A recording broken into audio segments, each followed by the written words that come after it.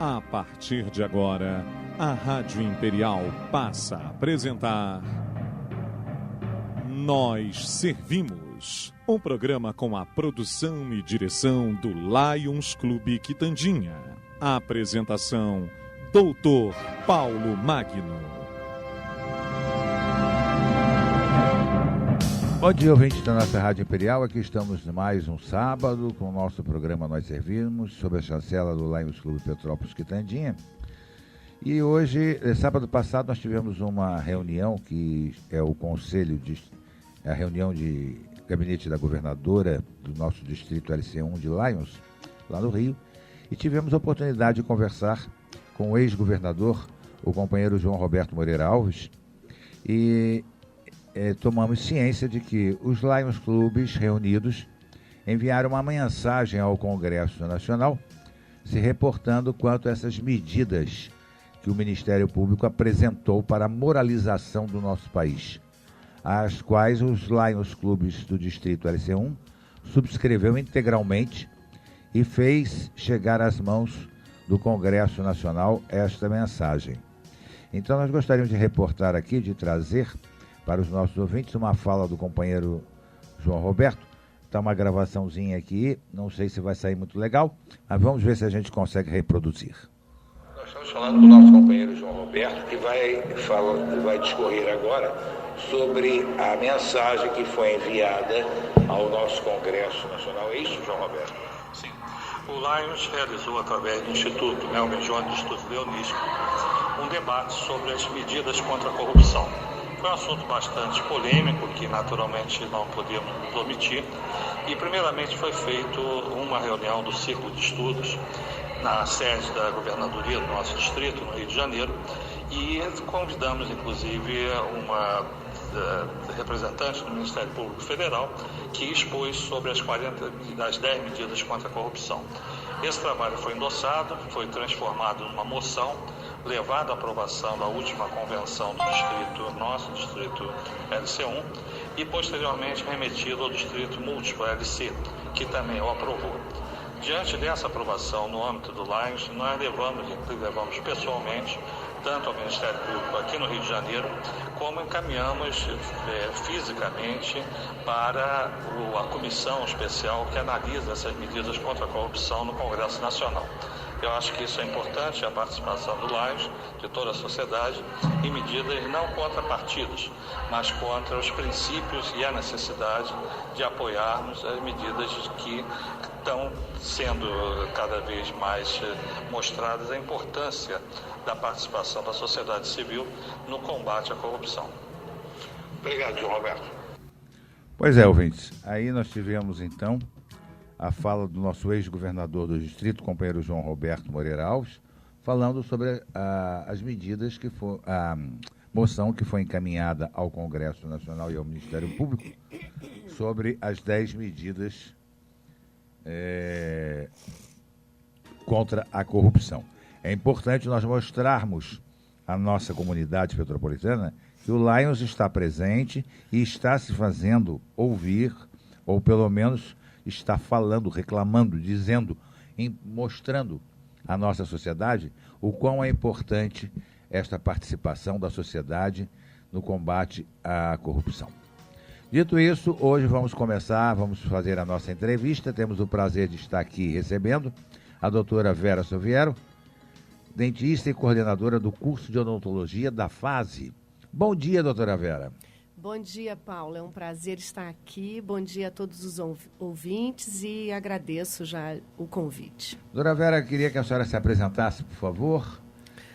Bom, Paulo, eu, como você já disse, Vera Soviero, sou cirurgiã dentista, formada há 25 anos, o tempo passa rápido, né? Passa. Me graduei na UERJ, venho de uma experiência também longa como docente da Faculdade de Odontologia da UERJ e agora, recentemente, tive aí essa grande oportunidade de abraçar o desafio de, junto com a FASE, implantar o curso de odontologia. Esse curso ele foi muito planejado. Na verdade, as primeiras reuniões em torno da organização desse curso aconteceram em 2009, né? E é importante mencionar 2 pessoas que participaram ativamente da construção desse curso, que é a professora Maria Elisa Barbosa Ramos, da UERJ, e a professora Maria Isabel Valente, aqui de Petrópolis também, professora da UF. E então nós trabalhamos muito exaustivamente, né, no planejamento, e coube a mim o desafio de coordenar a implantação desse curso, que começou esse ano, no início de 2016. Muito bom, nós temos aqui mais uma faculdade da área de saúde, né? Porque hoje a odontologia é considerada a área de saúde, integra a área de saúde, né? Uhum. Então é muito importante que nós tenhamos aqui, já tínhamos a faculdade de medicina, parece que temos enfermagem também, né? E nutrição, né? A FMP, a Faculdade de Medicina de Petrópolis faz no ano que vem, 2017, 50 anos, completa 50 anos. Beleza. Então, a FMP faz é uma instituição de valores muito sólidos, né? Eu digo que acho que todos nós... E de excelência nos cursos. E de excelência, né? E todos nós aqui de Petrópolis temos muito orgulho de termos essa instituição aqui na nossa cidade, né? Então, exato, é também motivo de muito orgulho participar desse desafio da odontologia. E a odontologia vem justamente preencher uma lacuna na instituição, né? Que começou com a medicina, deu continuidade com a enfermagem, com a nutrição, e tanto no ensino, né, como na assistência, havia uma lacuna na área da saúde bucal. Então, a implantação do curso vem com essa proposta, né, de completar ali essa assistência e o ensino, porque a chegada do curso de odontologia, eu costumo dizer que o curso de odontologia se beneficia da existência dos outros cursos de saúde. Exatamente. Assim como os outros cursos de saúde também se beneficiam agora. É uma complementação. É uma complementação, com certeza. Doutora Vera, o que te motivou a escolher a odontologia como profissão? Essa pergunta é curiosa, né? Porque a gente escolhe o curso de graduação que a gente vai ingressar muito cedo, né? E na minha adolescência eu tinha assim uma certeza de que eu queria a área da saúde. A área da saúde me encantava, né? E dentro da área da saúde são muitas as possibilidades, né? E eu tive um dentista na minha adolescência que eu diria que foi um grande inspirador, assim, né? Eu admirava muito a maneira como ele trabalhava, e aquilo realmente eu acho que me ajudou a decidir. Foi o start. Foi, a partida. Foi. É interessante porque ele jamais vai saber disso, porque a gente, naquela ocasião, morava em outra cidade e, enfim, nos mudamos de lá, e ele nunca vai saber que ele me inspirou. Quem sabe? Me ajudou a decidir. Exatamente. Mas, enfim, e dentro da odontologia, realmente, eu me encontrei profissionalmente, né? Certo. Qual a importância da odontologia para você e para o mundo?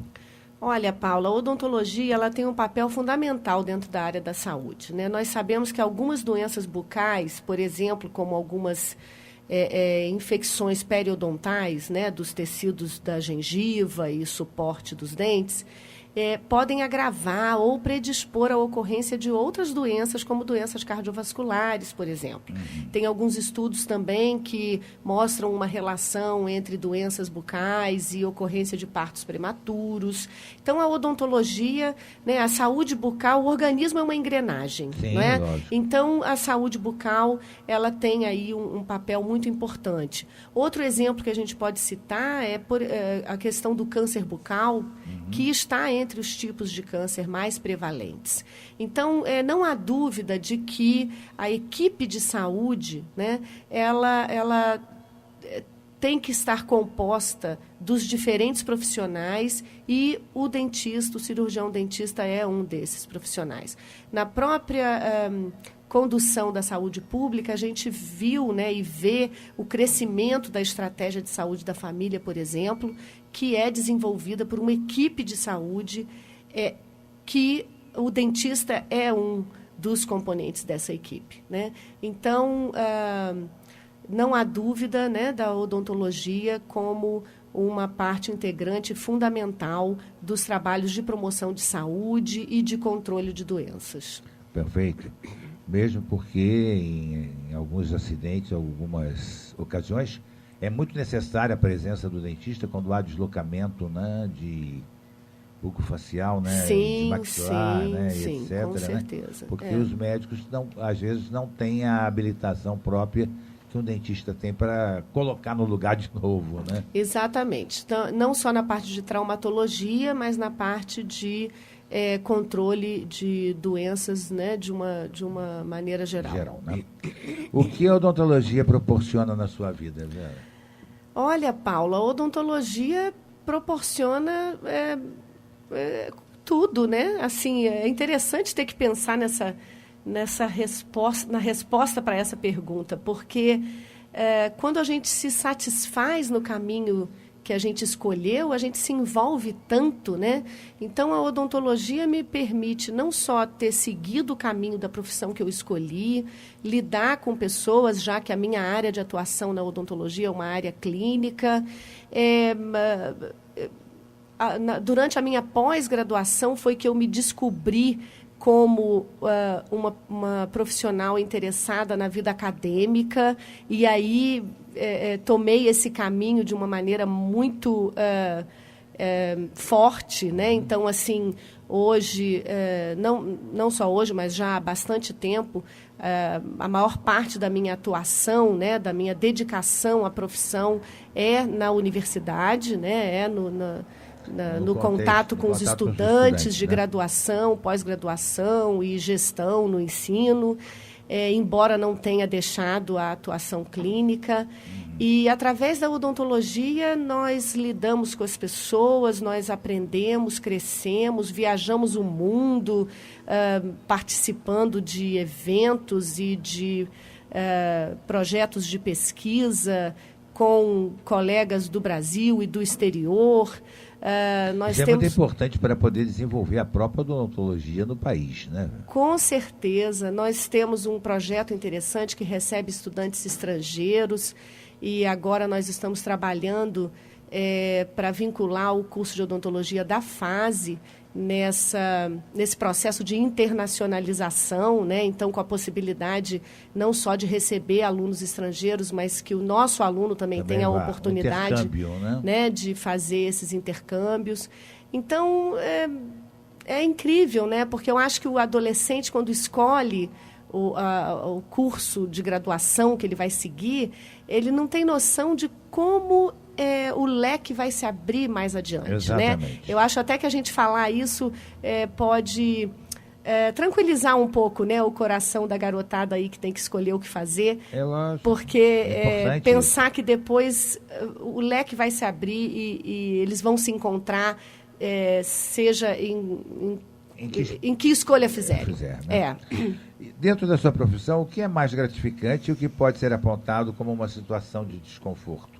Visto que toda profissão tem algum espinho, né? Claro, claro.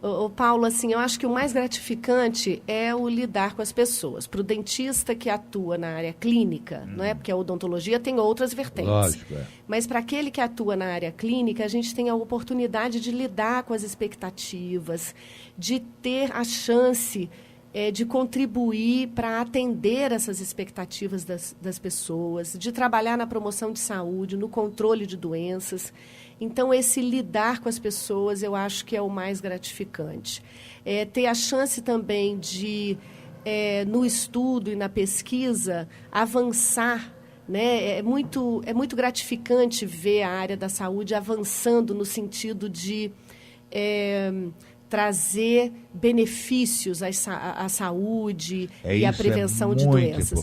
Então, isso é muito gratificante, saber que a gente faz parte de um time, né, que trabalha em prol, cada um desenvolvendo o seu papel. Sim, cada um na sua área, mas de qualquer maneira, todos voltados para o bem comum, né? O bem da coletividade, né? Exatamente. Esse eu acho que é o mais gratificante. E o espinho, assim, né? Principalmente para o cirurgião dentista que atua no consultório, né, que eu acho que assim na população em geral é o que, quando se fala em dentista, a gente pensa logo no dentista no consultório, né?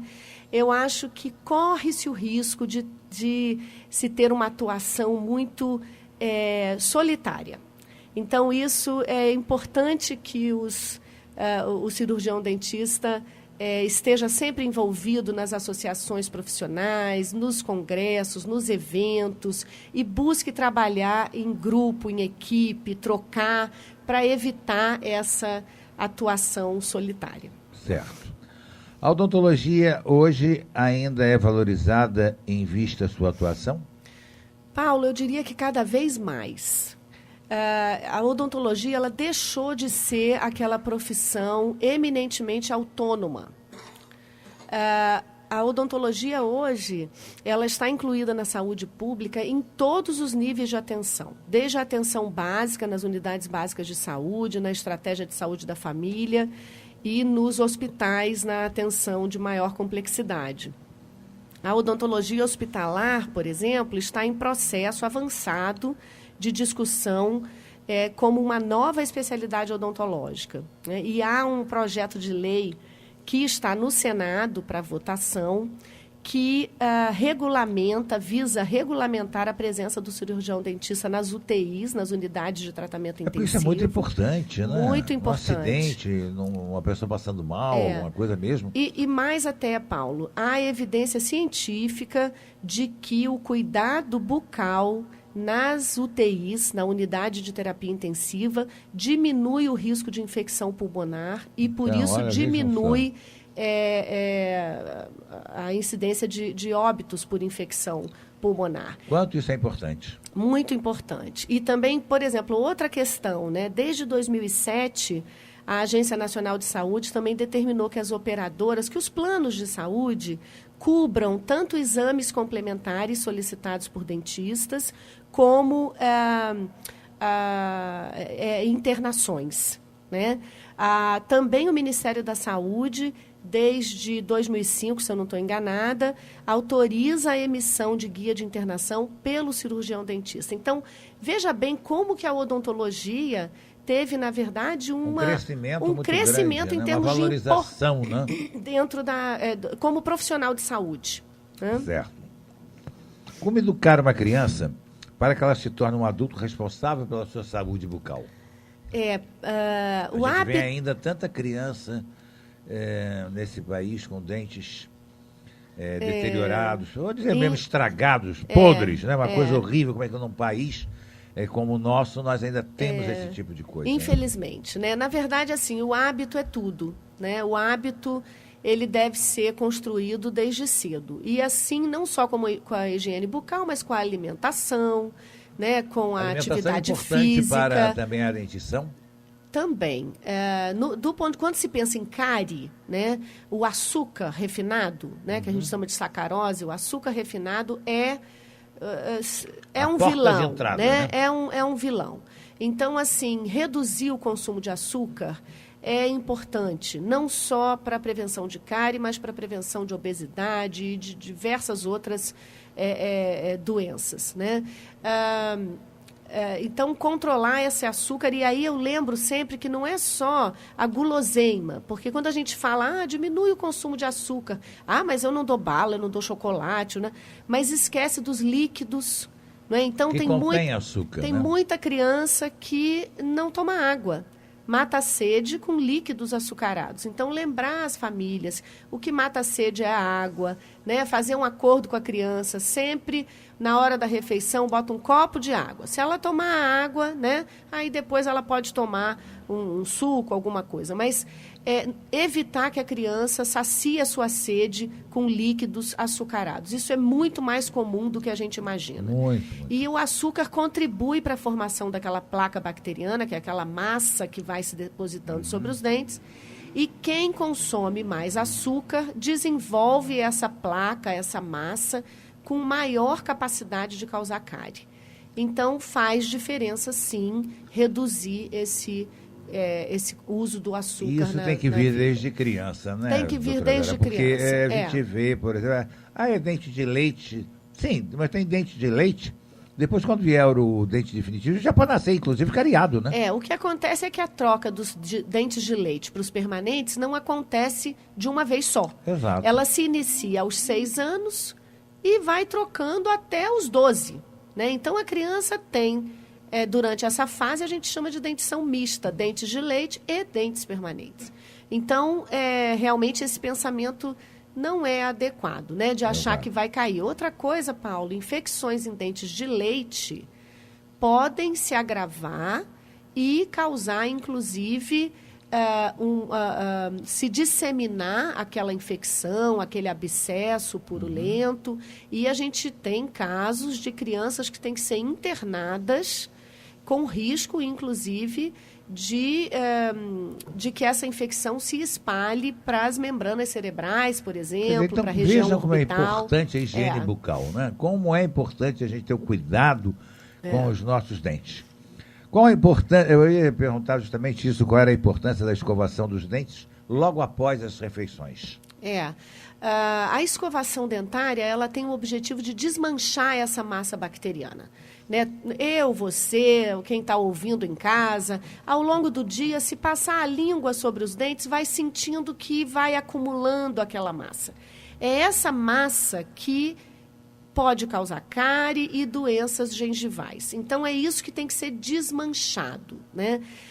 Então, é importante entender que a escovação, ela não necessariamente tem que ser exatamente após a refeição, porque o que causa cárie não é aquele pedacinho de alimento que ficou, né? O que causa cárie é essa massa que vai se organizando, se acumulando ao longo do dia. Certo. É claro que se eu desenvolvo o hábito de, após as principais refeições, fazer uma boa higiene bucal, eu resolvo esse problema. Porque a higiene bucal não é só escovação. É o uso do fio dental, né? Exatamente. Agora, também é importante a gente comentar isso, porque tem aquelas pessoas que, numa vida tão corrida, muitas vezes não tem como fazer essa higiene após o almoço, dependendo da profissão que tem, dependendo da sua função. Então, essa pessoa, ela não necessariamente vai ter uma saúde bucal pior do que a outra que fez, né? Então, ela tem que ter consciência de que eu tenho que desmanchar essa massa bacteriana diariamente. Idealmente, 2 vezes ao dia. E, se eu puder combinar isso com a hora da refeição, ótimo, melhor porque ainda, né? A escovação também proporciona um hálito mais agradável, uma sensação de limpeza. Não fica com aquele bafo de horroroso, né? Vamos botar no leite claro para o pessoal entender bem. Então, é importante fazer essa limpeza. Chega pra gente, parece que está com a cebola e o alho na boca. Exatamente, acontece, Quais as consequências negativas caso não ocorra higiene bucal após as refeições? Você praticamente já respondeu a esta pergunta. Isso, exatamente. As doenças mais comumente causadas, né, mais comuns, causadas por essa massa bacteriana, é a cárie e a inflamação gengival. Então, vejam só. Vamos evitar esse tipo de coisa. Existe algum alimento que propicie o desenvolvimento da cárie?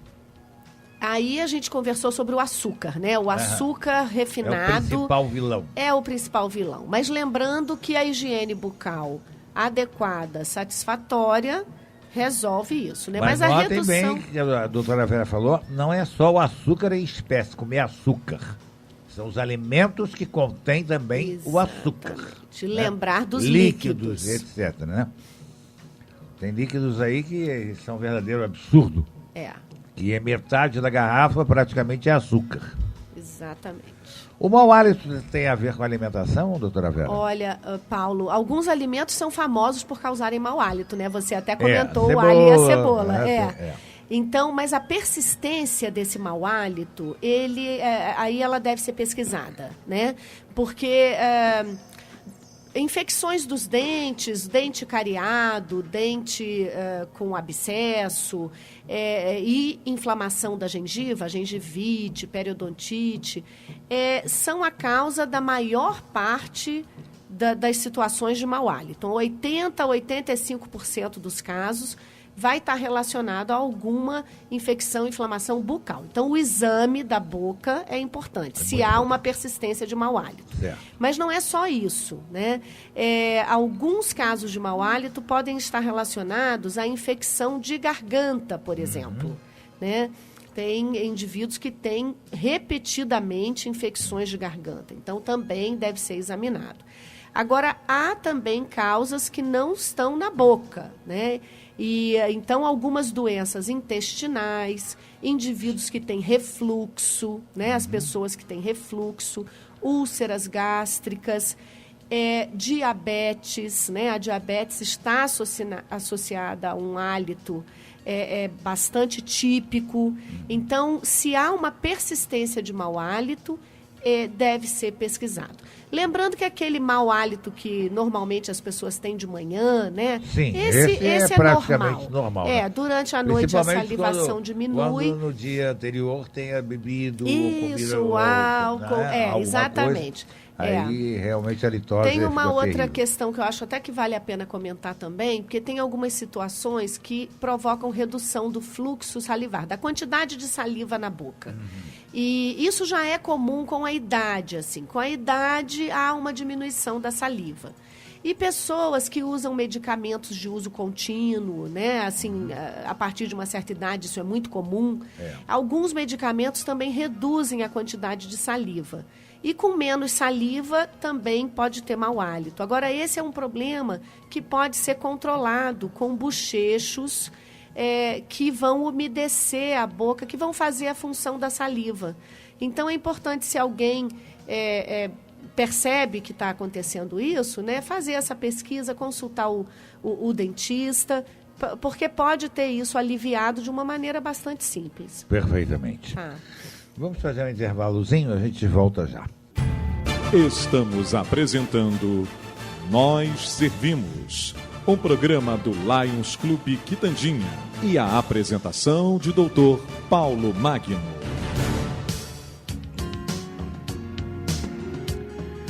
Bem, ouvintes, estamos de volta aqui com o nosso programa. Hoje nós temos o prazer de entrevistar a doutora Vera Suviero, dentista e coordenadora do curso de odontologia da FASE. Doutora Vera, observamos que o dentista desempenha milhares de papéis no consultório, né? Ele é dentista, é psicólogo, é amigo, entre outras tantas coisas. Por que esta relação tão peculiar acontece? De fato, isso é verdade, né? Acho que o cirurgião dentista ele tem um contato muito próximo com o paciente. E próximo fisicamente mesmo, né? Porque todo o procedimento, desde um exame odontológico, ele há um contato físico entre o profissional e o paciente. E esse acolhimento, né, ele é importante em todos os profissionais de saúde.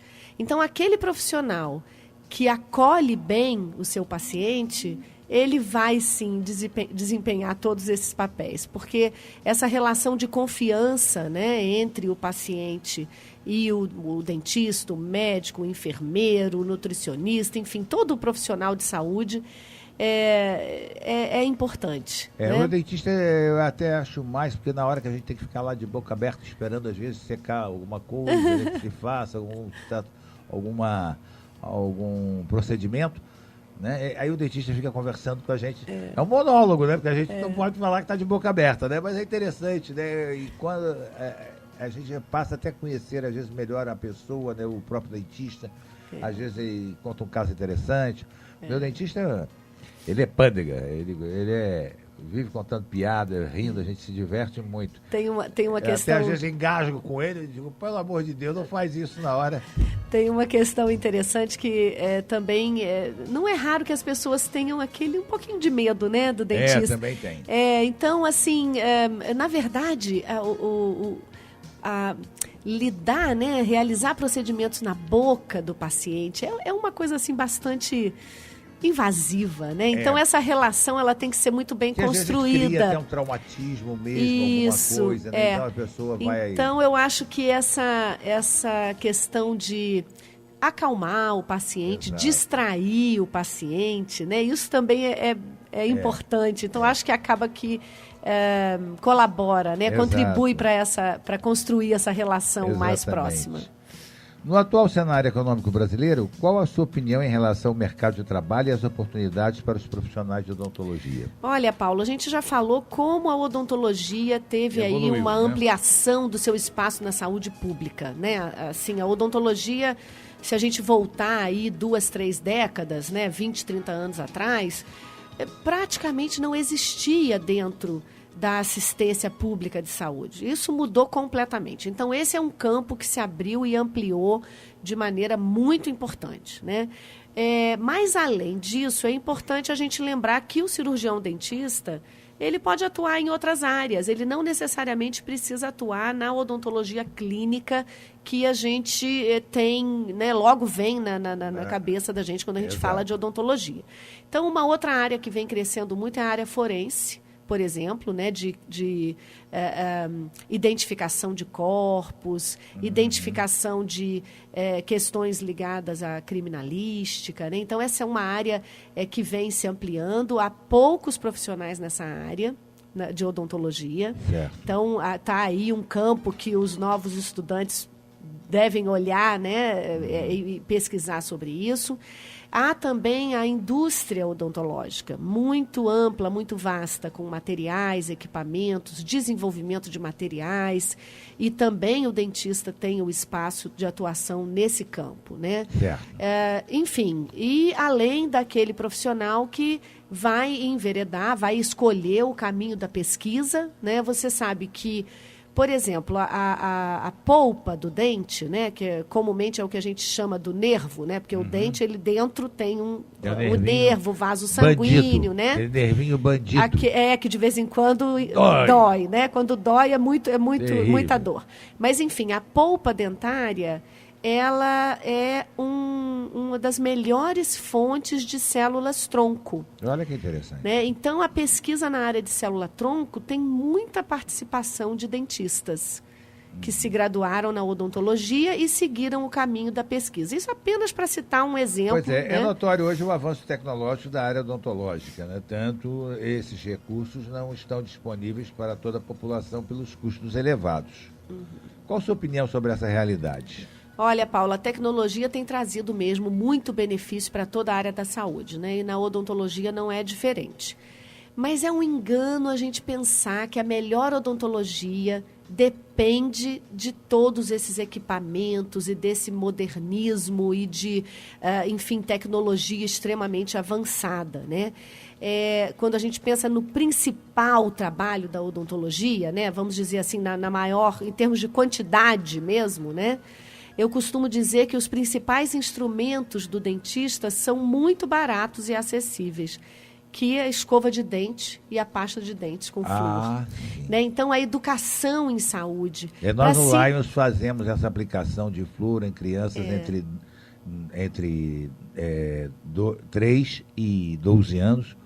Nós costumamos fazer nas nossas campanhas de saúde do Projeto Lions Cidadão a aplicação de flúor. Pois é, para se trabalhar a educação em saúde, promoção de saúde, diagnóstico precoce, a gente não precisa de tanta tecnologia.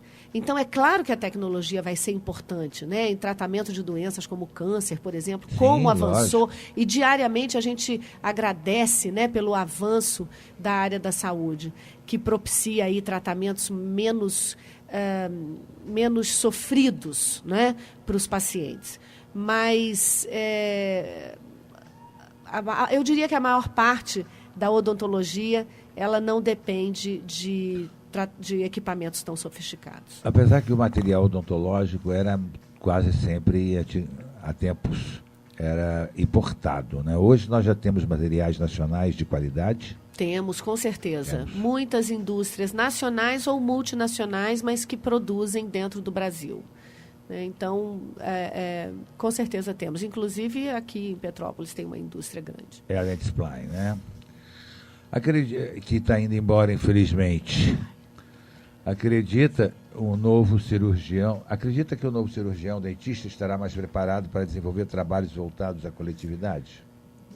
Certamente, Paulo. A formação do cirurgião dentista hoje, os cursos de graduação, né, quer dizer, há diretrizes do Ministério da Educação, do Ministério da Saúde, recomendando a formação de profissionais que tenha um conhecimento amplo do sistema de saúde, do sistema público, do contexto social da sua região, do país. Então, o curso de odontologia da FASE, ele atende plenamente essas diretrizes, e o vínculo sólido que a FMP FASE tem com a rede de saúde pública do município permite trabalhar isso muito bem. Então, isso é fundamental, não só porque essa formação é importante, mas também porque a saúde pública é hoje um campo de trabalho muito importante para o cirurgião dentista. Lógico. Quais as principais características que você acredita serem necessárias para quem escolher ser dentista? Olha, pessoa nervosa não pode ser dentista, né? Tem que ser calmo, né? É verdade. Considerando o dentista que vai ter uma atuação clínica, que é a maioria, né? Eu diria que quem escolhe a odontologia deve gostar de lidar com as pessoas, né? De ter uma relação próxima com as pessoas, já que a gente falou isso aqui. Lógico, né? Lógico. Esse acolhimento é uma etapa fundamental do atendimento odontológico. Então, a pessoa tem que gostar, né, desse lidar com o outro. Além disso, tem que ser detalhista, né? O dentista é detalhista. Agora, é importante a gente lembrar que essas habilidades, essas competências, elas são trabalhadas ao longo do curso de graduação. Então, às vezes, a gente tem um aluno que começa o curso e ele é meio desorganizado, ele não consegue arrumar bem a bancada de trabalho do cirurgião dentista. É sempre uma mesa cirúrgica. Pensa, né, num cirurgião que tem aquele monte de instrumentais. Então, o dentista sempre eventualidades acontecem, lida, né, com coisas pequenas, instrumentais, detalhes, né? Então, o dentista desenvolve essa capacidade ao longo do curso de perceber o detalhe, de avaliar o que é simétrico, o que não é, o que está torto, o que não está. Enfim, então isso é uma coisa que se desenvolve, claro. Mas é importante saber que são aí características importantes do cirurgião dentista. O curso de odontologia são 4 anos. 4 anos e meio o curso da FASE. Né? Em algumas instituições o curso ainda é de 4 anos, mas já há uma determinação do Ministério que esse período tem que ser estendido. E algumas instituições têm feito o curso em 5 anos. Certo. O nosso curso foi planejado para 4 anos e meio. Certo. Esses 6 meses seria, vamos dizer assim, o chamado residência da medicina ou não? Não, ainda é graduação. Ainda é graduação mesmo. Ainda é graduação, 9 semestres. Existe um período de residência para o dentista ou não? A residência na odontologia ela existe em 2 áreas, na cirurgia bucomaxilofacial e a residência multiprofissional, que abrange também o dentista. A FMP FASE tem a residência multiprofissional. A gente ainda não incluiu a odontologia nisso, mas está nos planos e vai ser incluída dentro em breve, né? Além disso, a odontologia tem os cursos de pós-graduação, que são os chamados de cursos de especialização, né, nas mais diversas áreas. E a FASE, inclusive, já tem cursos de especialização em algumas áreas da odontologia. Que bom a gente saber isso, né? A odontologia hoje tem uma área bem grande de atuação, né, doutora Vera? Parece que são cerca de 19 especialidades diferentes, desde a cirurgia até a parte estética, né? Sim. Sim, são realmente, atualmente, 19 especialidades oficializadas, né? E está em discussão a especialidade de odontologia hospitalar. Então, em breve, vamos ter mais uma especialidade. Como é importante isso, né? Porque, às vezes, as pessoas costumam criticar muito. Eu vou ao dentista, ele me mandou para outro dentista. Cada um tem a sua especialidade para que ele possa desenvolver melhor o seu trabalho, não é isso?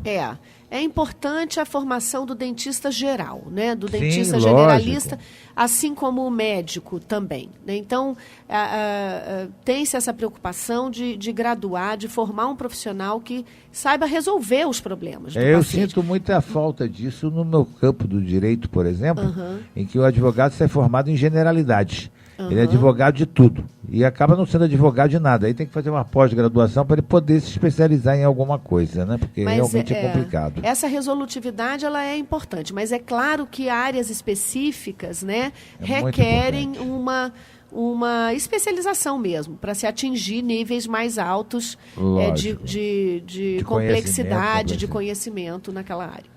Você ainda enxerga algum tipo de preconceito na odontologia em relação às mulheres? Definitivamente não. A odontologia está se tornando uma profissão feminina. Porque parece que muita mulher antigamente ainda tinha algumas que eram odontopediatras, né?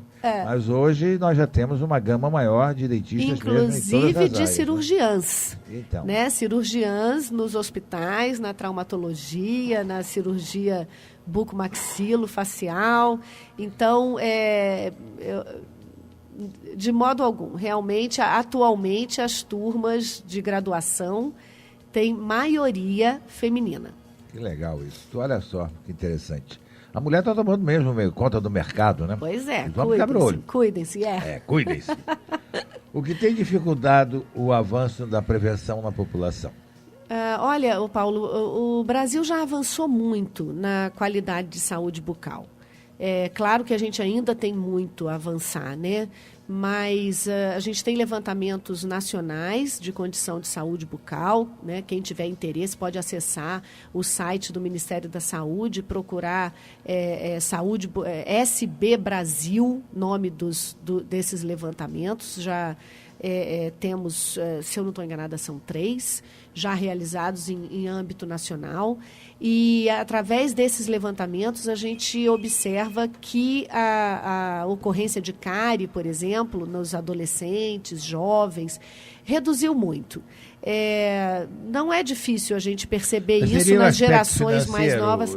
Que implica nisso? Olha, a cárie especificamente, ela tem uma relação com a questão socioeconômica, né? Atualmente, ela é mais prevalente nas populações que têm menor acesso à educação, menor acesso à questão econômica. Então, observa-se isso nesses levantamentos de saúde bucal. Não seria importante nos postos de saúde nós termos também um atendimento odontológico? Mas temos. Petrópolis, inclusive, é bastante adiantado nesse aspecto, né? A estratégia de saúde da família em Petrópolis é bem estabelecida, né? No município, se eu não estou enganada, são 44 ou 45 equipes. Dessas, 27 têm o cirurgião dentista e a assistente de saúde bucal. Não é importante. Então, por que a população tem que realmente procurar o dentista? Né? E eles fazem um trabalho muito importante nas áreas de cobertura da saúde da família. Isso envolve a escola da região, a comunidade em si, seja de idosos, adultos, jovens ou crianças. Então, ainda temos muito a fazer, mas já avançamos muito. Perfeito.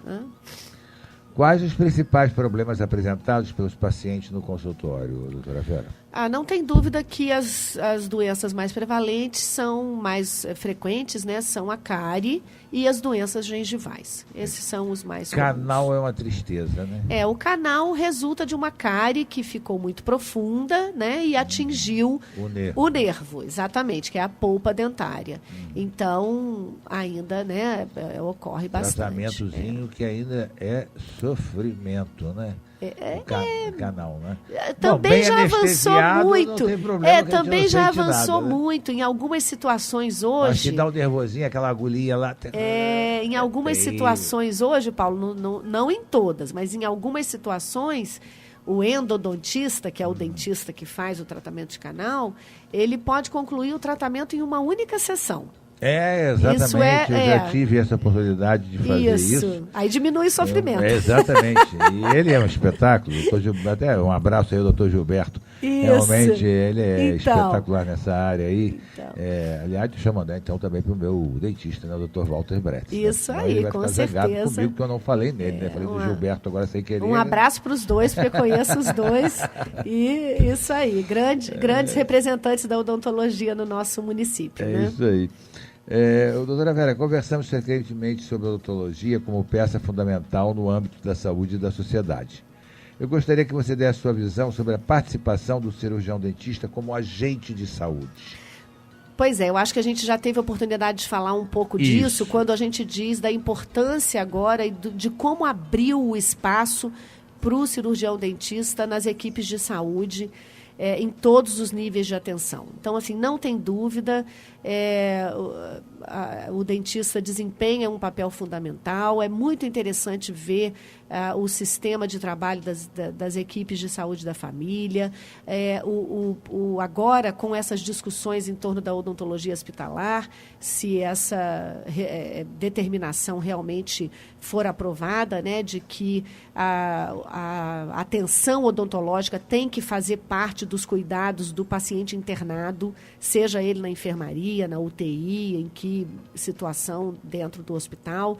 Então, isso valoriza ainda mais o papel do cirurgião dentista, não só nas ações de tratamento, como nas ações de prevenção e promoção de saúde. A implantodologia, é isso o termo? Implantodontia. A implantodontia. Hoje está muito em moda. E a gente escuta algumas pessoas reclamando que alguns dentistas parece que acharam que este é o filão. Então, qualquer coisa agora, fazer um implante, vai fazer um implante. Tanta gente fazendo implante. Hoje parece que... será que existe mais uma preocupação em fazer um implante do que em salvar o dente, né? Porque a gente via antigamente os dentistas faziam um sacrifício. Não é importante. A gente dizia, arranca logo, tá me doendo muito, arranca essa porcaria, bota outro aí, bota um pivô, bota não sei o quê. E as pessoas tinham um carinho maior de recuperar o dente, porque dizer, você não sabe o quanto é importante você estar com o seu próprio dente. Eu acho que a gente tem que continuar levantando essa bandeira, né? Quer dizer, eu acho que não tem dúvida, né? Eu falo para os pais, né? A minha área de atuação é odontopediatria, então eu falo para os pais, um dente perfeito não tem preço. É verdade, né? Tudo tem preço, como aquela propaganda do cartão de crédito. Exatamente. Tudo tem preço, né? Um implante tem preço, uma coroa tem preço, mas um dente perfeito não tem preço. Então, não tem dúvida, eu acho que há que se ter esse cuidado, sim, né? De não pular etapas, né? Gostaria de fazer uma pergunta fora do contexto, mas que é interessante. Por que o siso é um dente tão chato, hein? Pois é, né, Paulo? O dentinho chato. E você vê, eu que lido com as crianças, com os adolescentes, quando chegam na adolescência, a gente fica assim, torcendo para não ter siso, porque os dentes, eles têm muitas vezes a dentição perfeita, aquele dente não vai fazer a menor falta, mas ele vem para causar problema. Há uma teoria evolutiva que diz que o número de dentes, né, no ser humano vai diminuir, né? Porque esse dentinho só serve para doer, né? Então, assim, se essa teoria evolutiva, enfim, se comprovar, né? Porque, inclusive, a ausência dentária, ela não é rara. Muitos indivíduos têm ausência de alguns dentes. O dente não se formou. Certo. E esse dente que não se forma, ele é sempre o último dente de cada série. Então, por exemplo, o siso... nós temos 3 molares com o siso. O siso é o terceiro molar permanente. Então, não é raro que algumas pessoas tenham ausência do siso, né? Outras pessoas têm ausência do segundo pré-molar. São 2 pré-molares, então tem ausência do segundo pré-molar. Então, tem aí essa teoria de que com a evolução a gente vai passar a ter menos dentes. Então, a gente costuma brincar que quando a pessoa não tem o siso, ela é mais evoluída. Ou não tem juízo.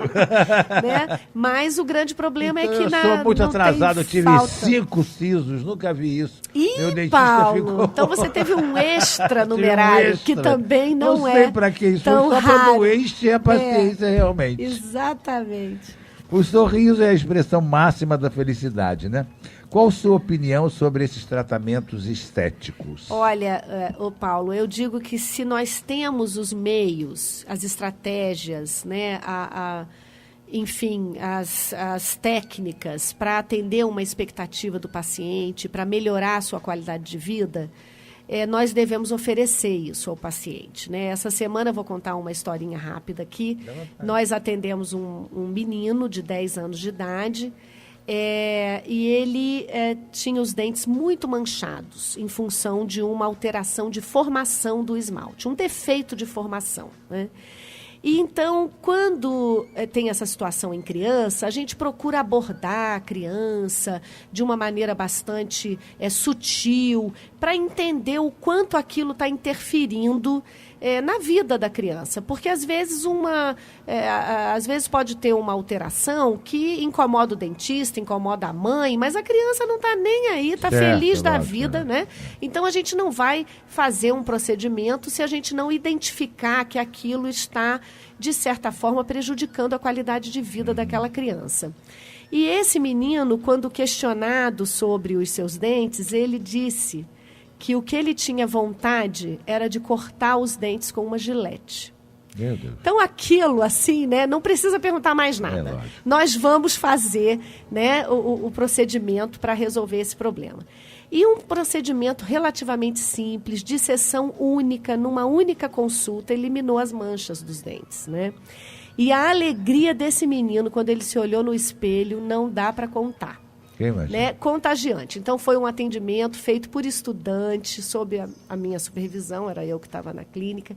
Então, a alegria da estudante que fez, né, do paciente, da mãe, quando a gente levou de volta o paciente, que a mãe estava aguardando pela criança na sala de espera.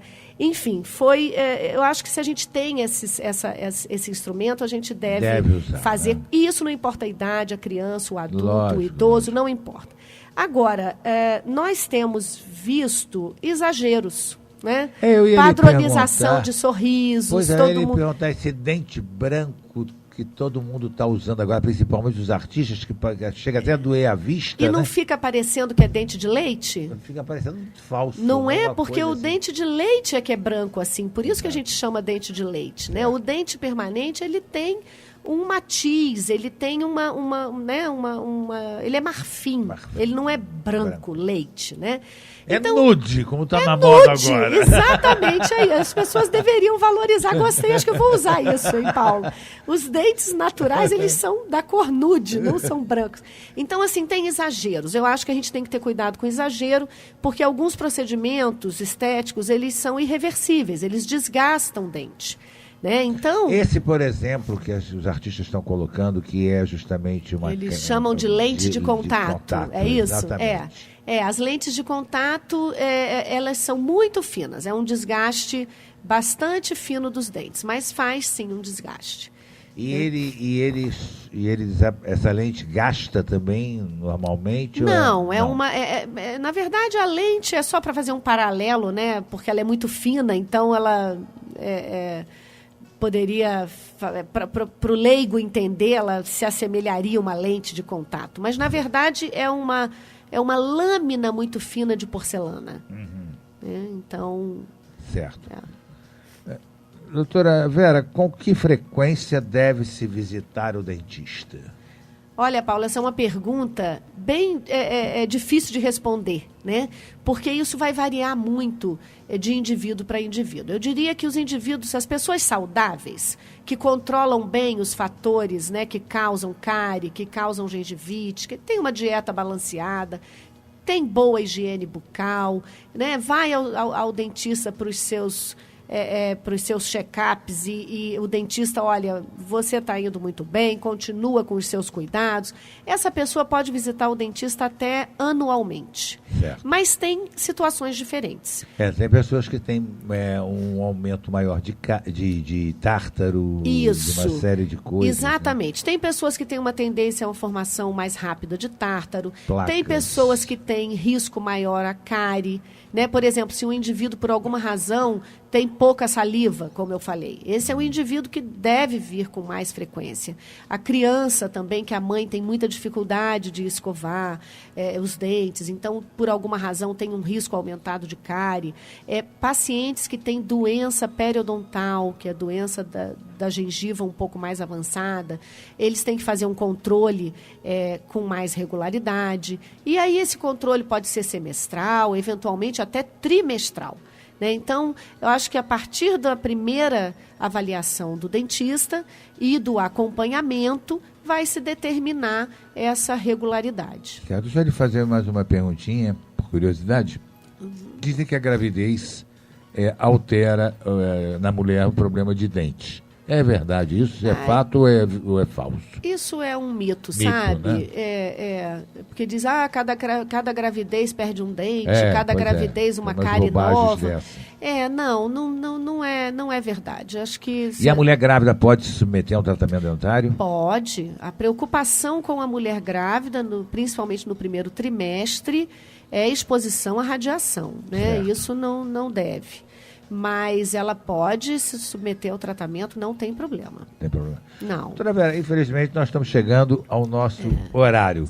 Né? Já estamos aqui e queríamos deixar aqui agora um tempo para que você possa colocar mais alguma coisa, acrescentar mais algo que porventura nós tenhamos deixado assim de fora. Eu gostaria, Paulo, de agradecer muito o convite, dar os parabéns pelo programa Rádio Imperial, uma satisfação muito grande estar aqui.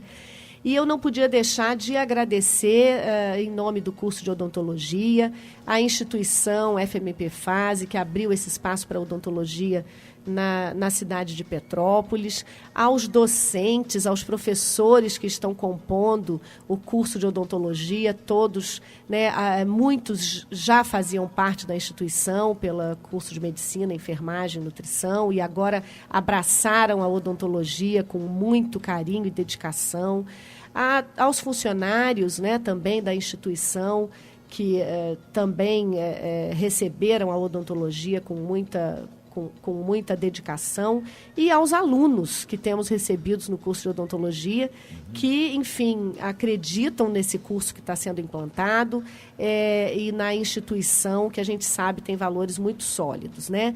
E, para finalizar, também a Secretaria Municipal de Saúde, que vem construindo junto conosco uma parte muito importante do curso, que é a inserção dos estudantes nas unidades de saúde da rede do município, né? E também, com o desenvolvimento do curso, no Hospital Escola Alcides Carneiro, que já recebe os estudantes dos demais cursos da FMP Fase. Então, muito obrigada, estou sempre à disposição quando quiser. Nós é que agradecemos o seu carinho, a sua atenção de se disponibilizar de vir aqui num sábado, para que nós pudéssemos entreter aqui os nossos ouvintes e aprender, né, alguma coisa sobre a odontologia, que é de suma importância para a nossa vida, para a nossa saúde, enfim. Quero mandar, através de você, recomendações e um abraço à doutora Maria Isabel, que é a supervisora-geral da FMP Fase, né, que é companheira leão nosso também. E um abraço a ela e ao Reinaldo. E, enfim, estamos com o nosso programa no ar. Um abraço a todos os nossos ouvintes. Ao Augusto lá no meio da serra. Hein, Marilene? Marilene, da onde? A Marilene do Alto da Serra também, um abraço, né? São os nossos ouvintes cativos, né? O William, obrigado, William, na técnica, e um abraço a todos os nossos ouvintes. Na semana que vem estaremos aqui com mais uma entrevista. Fui.